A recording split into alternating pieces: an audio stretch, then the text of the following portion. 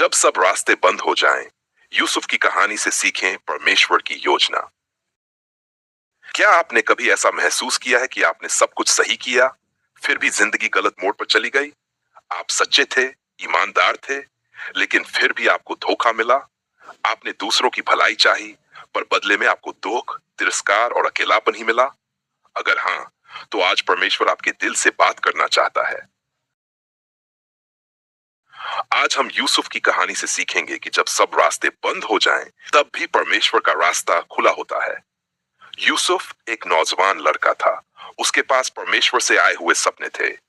वो अपने भविष्य के बारे में आश्वस्त था। लेकिन जिस दिन उसने वो सपने अपने भाइयों को बताए, वो दिन उसके लिए मुसीबत की शुरुआत बन गया। उसके अपने भाइयों ने उसे नफरत की नजर से देखा। उन्होंने उसे पकड़कर गड्ढे में फेंक दिया, फिर उसे गुलामी में बेच दिया। सोचिए, जिसके पास परमेश्वर के सपने थे, वो अब एक दास बन चुका था। यूसुफ मिस्र में पतीपर के घर का गुलाम बना, लेकिन वहां भी उसने विश्वास योग्यता दिखाई। पर कुछ समय बाद उस पर झूठा आरोप लगा और उसे जेल में डाल दिया गया। अब ना तो वो अपने घर में था, ना अपने देश में, ना ही आजाद था। परमेश्वर के वादों से बहुत दूर लग रही थी उसकी हालत। जेल की अंधेरी कोठरी में उसके सपनों की कोई रोशनी नहीं थी। लेकिन जब सब रास्ते बंद हो जाते हैं, तब भी परमेश्वर का रास्ता खुला होता है। परमेश्वर ने यूसुफ को वहीं नहीं छोड़ा। उसे एक समय के लिए छिपाया गया, ताकि सही समय पर परमेश्वर उसे प्रकट करे। फिरौन ने एक स्वप्न देखा और कोई उसका अर्थ न बता सका। तब यूसुफ को बुलाया गया। उसने परमेश्वर से बुद्धि पाकर उस स्वप्न का अर्थ बताया, और उसी दिन एक दास से वह मिस्र का प्रधान बन गया।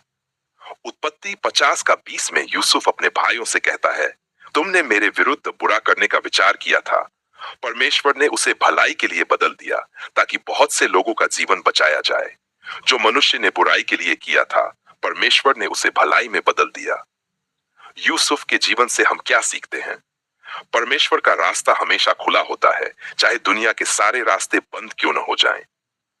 आपकी जिंदगी में भी चाहे अभी संघर्ष हो, अकेलापन हो, दुख और आंसू हो, पर याद रखें, परमेश्वर आपकी कहानी में भी काम कर रहा है। वो एक ऐसी योजना बना रहा है जो आपकी सोच से कहीं बढ़कर है। यिर्मयाह 29 का 11 में लिखा है, क्योंकि यहोवा ये कहता है कि मैं तुम्हारे विषय जो कल्पनाएं करता हूं, उन्हें मैं जानता हूं। वे हानि की नहीं परंतु भलाई की हैं, और अंत में तुम्हें आशा और भविष्य देने वाली हैं। अगर यूसुफ हार मान लेता तो वह मिस्र का प्रधान नहीं बनता। अगर उसने जेल में विश्वास खो दिया होता तो वो अवसर कभी ना आता। और अगर आप भी आज हार मान रहे हैं, तो रुकिए, परमेश्वर अभी समाप्त नहीं हुआ है। आपकी कहानी अभी पूरी नहीं हुई है। आप अभी शायद गड्ढे में हो, लेकिन परमेश्वर आपको महल तक ले जाएगा। आप शायद दर्द में हैं, पर परमेश्वर उस दर्द को उद्देश्य में बदलेगा। परमेश्वर वही है जो असंभव को संभव करता है। इब्रानियों 13 का 5 में लिखा है, मैं तुझे कभी नहीं छोड़ूंगा और न तुझे कभी त्यागूंगा। भजन संहिता 34 का 18 कहता है, यहोवा टूटे मन वालों के समीप रहता है और पिसे हुए लोगों का उद्धार करता है।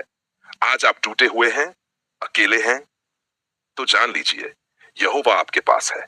चलिए मिलकर प्रार्थना करें। हे परमेश्वर, जब मुझे कोई रास्ता नहीं दिखता, तब भी मुझे याद दिला कि तू ही मेरा मार्ग है। जैसे तूने यूसुफ को उठाया, वैसे ही मुझे भी उठा। मुझे विश्वास दे कि तू मेरी जिंदगी में भलाई की योजना पूरी करेगा। यीशु के नाम में आमीन।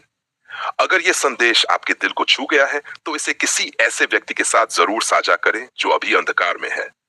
पास्टर RB के हिंदी संदेशों को सब्सक्राइब करना न भूलें।